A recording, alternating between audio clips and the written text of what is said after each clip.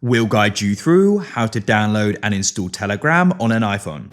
If you find this useful, then consider subscribing and liking the video.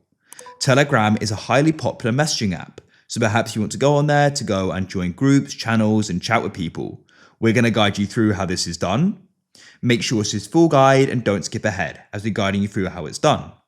Make sure you have an internet connection, whether that's through Wi-Fi or mobile data.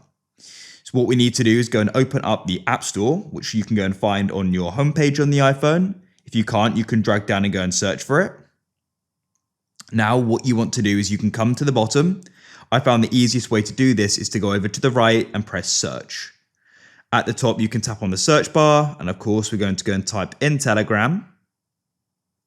Here it is here. Now for you, it's likely going to go and say get, like this one here, but because I've had it before, I've got this cloud icon. But for you, you need to go and press get, and you'll need to then verify yourself, whether that's through Face ID or entering your password. You can see it didn't take long at all there to go and download, so you can go and press open. Or what you can do is you can go and come back by closing it, and you can go and find the Telegram app there. You can then go and tap on it to open it up, and you can then go and press start messaging at the bottom.